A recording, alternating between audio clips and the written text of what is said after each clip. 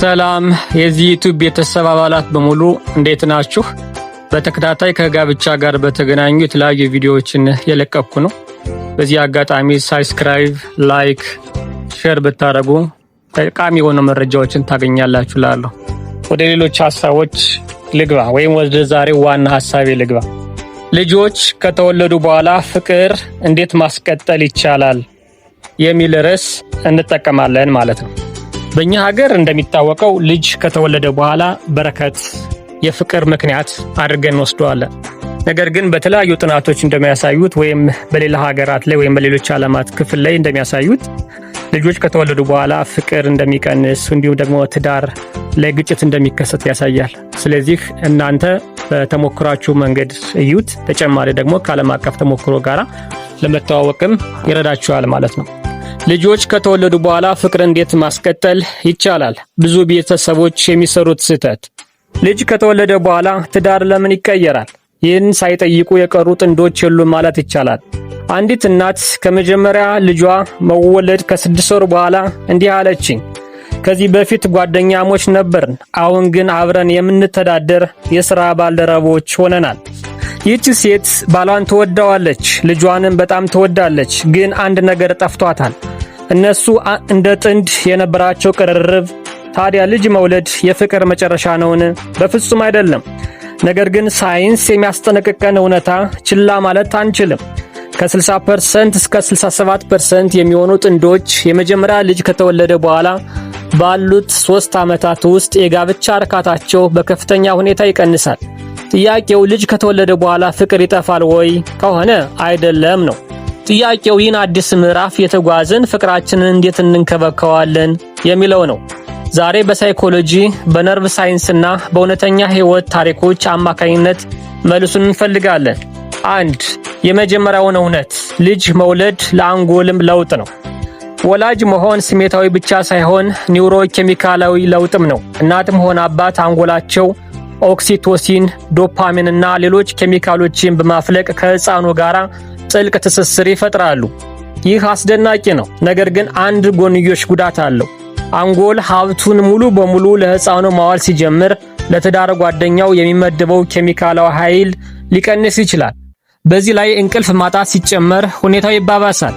የነርቭ ሳይንስ ጥናቶች እንደሚያሳዩት እንቅልፍ ማጣት የአንጎላችንን ስሜት የሚቆጣጠረውን ክፍል ፕሪፍሮንታል ኮርቴክስ ያደክማል። የንዴትና የጭንቀት ማዕከል የሆነውን አሚግዳላ ደግሞ ከመጠን በላይ እንዲነቃ ያደርገዋል። ውጤቱስ በትንሽ ነገር መበሳጨት፣ በቀላሉ መናደድ፣ ለአጋር ትዕግስት ማጣት። ይህ ማለት እናንተ መጥፎ ሰዎች ናችኋል ማለት አይደለም። አንጎላችሁ ድካም ውስጥ ነው ማለት ነው። ስለዚህ በዚህ ወቅት እርስ በርስ መረዳዳት ወሳኝነት ይኖረዋል። 2. ብዙ ቤተሰቦች የሚሰሩት ስህተት፣ ልጆችን ማዕከል ማድረግና ጋብቻን መዘንጋት ነው። በርካታ ወላጆች ሁሉንም ጊዜያቸውን፣ ጉልበታቸውንና ስሜታቸውን ለልጆች ብቻ ያፈሳሉ። ባልና ሚስት ደግሞ ቀስ በቀስ የአንድ ቤት ተካፋዮች ይሆናሉ እንጂ የፍቅር አጋሮች አይሆንም። ልጆቻቸውን የሚወዱት፣ ትዳራቸውን የሚንከባከቡ ወላጆች ለልጆቻቸው በስሜታዊ ጤንነት፣ በትምህርትና በማህበራዊ ግንኙነት የተሻሉ እንደሚሆኑ ሳይንስ አረጋግጧል። ምክንያቱም ደህንነቱ የተጠበቀ የወላጆች ግንኙነት ለልጆች ስሜታዊ መሰረት ይሆናል። ጠንካራና መልካም ትዳር ለልጆችም ትልቅ ስጦታ ነው። 3. ከሰፊ ጊዜ ይልቅ ጥራት ያለው የግንኙነት ጊዜ መፍጠር። ባርባራ ፍሬድሪክሰን እንደምትለነ ስለ ማይክሮ ሞመንትስ ኦፍ ኮኔክሽን ስታብራራ በቀን ውስጥ የሚደረጉ ጥቃቅን አዎንታዊ ግንኙነቶች፣ አብሮ ሻይ መጠጣት፣ እጅ ለእጅ መያያዝ፣ ለ2 ደቂቃ አይን ላይን የተያዩ ማውራት ከፍ ያለ እርካታ ሊያመጣ ይችላል። በየምሽቱ ልጆች ከተኙ በኋላ ከ15-20 ደቂቃ ሌላ የሚረብሻቸውን ስራ ትታችሁ ስለ እናንተ፣ ስለ ስሜታችሁ፣ ስለ ህልሞቻችሁ ተነጋገሩ ትለናለች።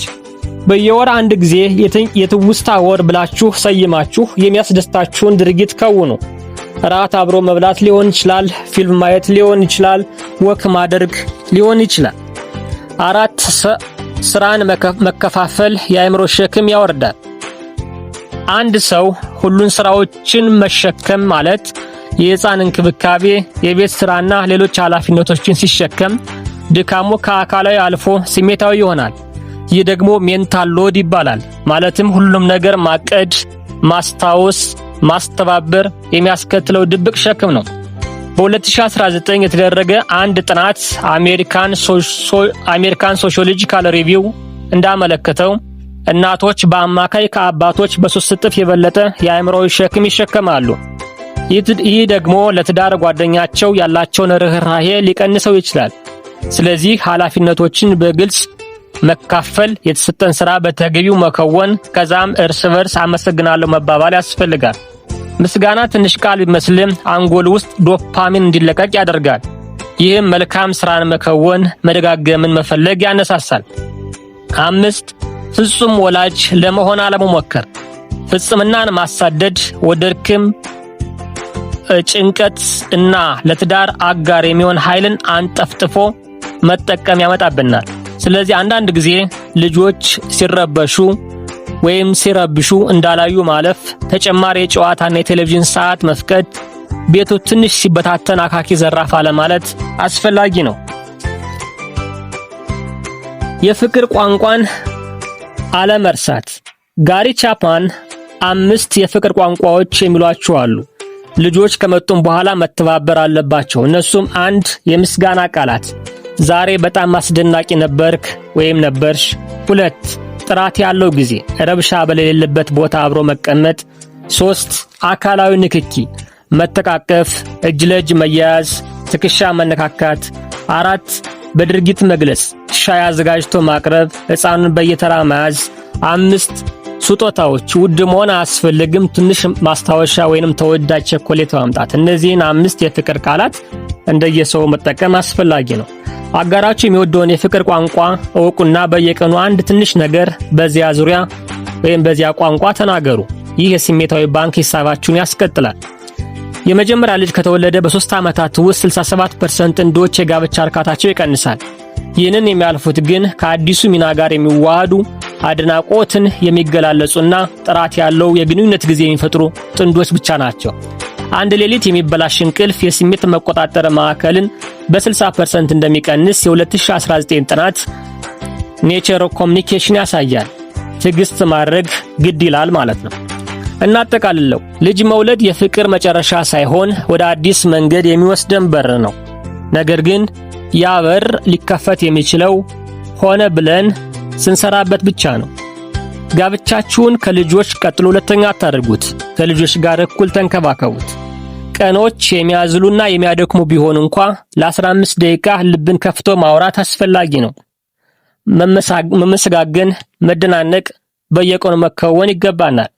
ፍጽምናን ማስወገድ አስፈላጊ ነው። ልጅ ከተወለደ በኋላ ፍቅራችሁን ለማስቀጠል የረዳችሁ አንድ ቀላል ልማድ ወይም ሚስጥር ካለ አካፍሉን። ወይስ የእናንተ ትዳር በልጅ ምክንያት አልቀዘቀዘም? አመሰግናለሁ።